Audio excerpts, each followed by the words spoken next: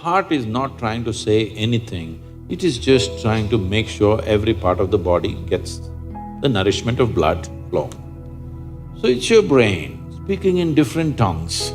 So before you invest this life into something, you must look whether today if I invest my life into this, after 25 years, will it still mean a lot to me?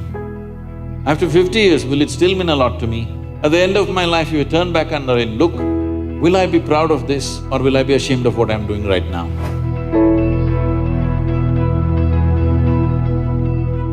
Namaskaram, Sadhguruji. The first question that I want to ask is actually related to me. I'm in the last year of engineering, so now there is a very big decision that I have to make now, and people have told me that if I take decisions from my heart, I'll be successful in life. So, but there lies a problem. The problem is that I don't know which thought is coming from my heart and which thought is coming from my brain. So how can I figure out which thought is from my heart and which is coming from my brain?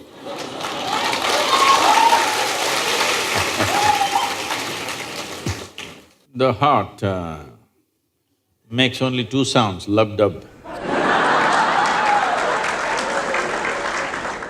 Unless the local girls are disturbing it and it's going crazy. Otherwise it makes only two sounds. Rest of the noise is all coming from your head. This idea that something comes from the heart, something comes from the brain, it's metaphoric, but unfortunately a whole lot of people are taking it literally.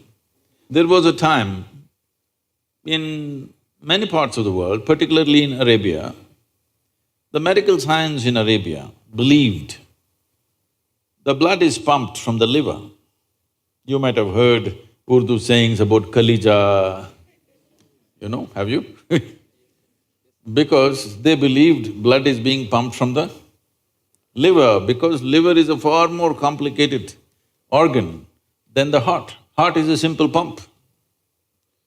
So do not give it any more responsibilities other than continuously pumping the blood and keeping you alive, unless somebody here breaks it. So, about the last year of engineering, I want you to change that language because this happened. Can I tell you a joke? It's okay? Yeah. You're pretty serious about this, that's why I'm asking. This happened. A very celebrated scientist was at a dinner and he was not grandly dressed or anything, he was looking very ordinary. So the lady who was, sitting next to him didn't pay much attention to him, she doesn't know who he is. But after some time, just to be polite, to make some conversation, "May I know what do you do?" He said, "I'm studying science." She said, "Oh, I finished that in my 10th class." So you're not going to, you're not in the last year of engineering, maybe the course, but not the last year of engineering, because for your entire life, if you learn engineering, when you're dying, after 100 years, okay? I'm not preponing it. After 100 years when you're dying, you would still know, if you're a constant learning process, you would still know you know very little about engineering. With that little, many things happen, that's different. So don't be in the last year of engineering. I know the program may be closing, but not the last year of engineering, okay? So, essentially engineering means to have things the way we want. Yes? When we say this building is well engineered, I'm not saying that. If we say this building is well engineered or an automobile is well engineered, what it means is it's functioning the way we want. Yes? Of all the pieces of engineering on this planet, of many pieces of engineering, a tree is a fantastic engineering, even a mountain is fantastic engineering because it stood there for 1,000,000 years. That means it must be good engineering, isn't it? Yes? Something that stands there for 1,000,000 years must be well engineered. Of all this, the most sophisticated piece of engineering is human mechanism, isn't it so? Hello? Most sophisticated of all the pieces of engineering. Now, because it's a sophisticated piece of engineering, it needs a certain level of attention, otherwise you don't figure it. Now that we gave you such a highly, high-tech piece of engineering, I'm asking you, did you read the user's manual? I think there is no user manual for now. How can they make such a fantastic piece of engineering without a user's manual? Maybe it doesn't come with a booklet attached to your neck when you were born. But indications must be there, isn't it, how to use it? Huh? Is it true somebody who's an athlete or a gymnast or someone else like that learns to use their body than a whole lot of other people? Yes? Obviously, at least one aspect of the physical engineering of the body, they seem to have read the user's manual about the physical aspects. Is it true certain people are able to use their mind better than others? Maybe they read another part of the user's manual. So, now with this heart manual and the brain manual, see, the problem is most people are prejudiced against the brain. This is a question that always comes to me, Sadhguru, I want to meditate but thoughts are coming. The common question everywhere. I ask them, see, I'll make you meditate. We will stop the liver, we'll stop the kidney, we'll stop the heart, we'll stop everything, okay? Oh, no, Sadhguru. So you want the liver to function when you're meditating. You want the kidneys to function. You want even the spleen to function, you want the heart to function, but you don't want your brain to function for some reason. This is simply because brain is a new equipment that you got in the evolutionary process. This level of cerebral development happened more recently compared to the other systems. If you cut open any mammal, they all have all these parts, isn't it? Every part that you have here, all of them have. Even if you open a frog, most of you, you're biology department. Even if you open a frog, almost everything that you have, he also has, isn't it? It is only… the big difference is only the cerebral development, which is a more recent happening. Because it's a more recent happening, most people have not figured how to handle it. So, user's manual is very important. You don't read a user's manual just before you discard the machine. You read it in the first few days, isn't it?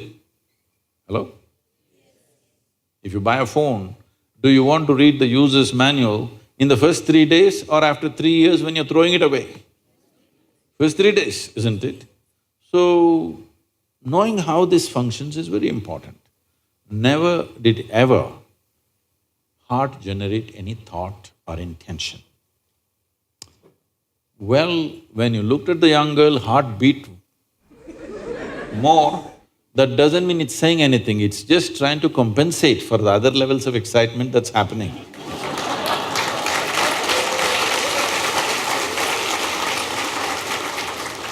The heart is not trying to say anything, it is only compensating, you need more blood, so it's pumping little harder. That'll happen even if you run up the staircase. Yes? What happens to you little panting when you fall in love also happens physiologically when you run up a staircase, yes or no? Fear also does that to a whole lot of people. So, heart is not trying to say anything, It is just trying to make sure every part of the body gets the nourishment of blood flow. So it's your brain speaking in different tongues. What's your native language? What's your mother tongue? Assamese. So, because when you know 2, 3 languages, sometimes it gets confused, sometimes it speaks in English, sometimes in Assamese, sometimes in something else. So you're thinking different people are speaking, heart is speaking, mind is speaking, no. There is thought and there is emotion. People think these two things are saying different things. They're not saying different things. The way you think is the way you emote, isn't it so? Right now, if I think, oh, she's the most wonderful person on the planet, I just have to think. Then my emotions become sweet towards her. Now I think she's the most horrible creature on the planet. Now my emotions become nasty. Yes or no? I cannot think she's horrible and have sweet emotions. I cannot think she's wonderful and have nasty emotions, isn't it so? But today I thought she's the most wonderful person and my sweetness was flowing. Suddenly she did something tomorrow that I don't like. I think she's horrible. Thought is agile, it changes direction just like that. Emotion is little sappy. It takes time to turn around. So that period, you struggle as if there are 2 dimensions of thing happening. Because thought is saying one thing, emotion is still going sweet, because it takes time to become nasty. Everybody struggles, but it catches up or no after some time? Hello? Today you thought she's wonderful, sweetness was flowing, tomorrow she did something you don't like, you thought she's horrible, the thought is clearly saying she's horrible, but emotions are struggling because they can't turn quickly, they take time to turn. But after a week or 10 days or 2 months, depending on how deeply you're engaged, after some time, emotion catches up with the thought. Emotion also says, yes, she's horrible, so let's be nasty to her. So, they're not speaking different languages, one is agile, another is little slow in its corners. So, it looks like they're speaking different languages. When it comes to what you want to do, you must think clearly, it's very important. Thinking clearly means, the question is not about what will get me this, what will get me that. Is your life precious to you? All of you, I'm asking. Your life, is it precious to you? Yes. So before you invest this life into something, you must look whether today if I invest my life into this, after 25 years, will it still mean a lot to me? After 50 years, will it still mean a lot to me? At the end of my life, if you turn back and I look, will I be proud of this or will I be ashamed of what I'm doing right now? Doesn't matter what other people say. But you should not do anything that you will feel ashamed of, isn't it so? Huh? It doesn't matter, people say so many things. Everybody has an opinion, it's their business. But you don't do something that you will feel ashamed of, isn't it? Then you're turning against yourself. Somebody turns against you, you can leave them and go somewhere else. If you turn against yourself, you'll have to live with it forever. So, this is all you have to look at it. Something will get you money, something will get you comfort, that's not the point. What you choose to do, will it give you a life? When I say give you a life, are you just trying to make a living or are you trying to make a life out of this? This is important. Making a living is not an issue. A worm, an insect, a bird, an animal, all of them are making their life, making a living, isn't it so? They're even making a life out of it, but definitely they're making a living. So making a living with such a big brain is not an issue. Earning your food is not an issue, making a living is not an issue. Only problem is you want to live like somebody else, that's an endless problem. I want to live is not a problem. I want to live like you, this is a problem. So, it is important, if you consider your life as a precious life, you must make sure you make a wonderful life out of this. Whatever opens up in that direction, that is the thing you should do. But when you're under the pressure of peers, somebody is saying, I'm going to America, somebody says, I'm going to the government job, somebody says, I'm doing this. So one thing that all of you should do before you make big decisions in your life is withdraw from these pressures of peers, professors, parents, everybody. Just spend 3 days to 1 week by yourself. Look at it, what is it that you really want to do? Not under pressure from other people. What does this life want to do? Do that. It doesn't matter what other people think about it.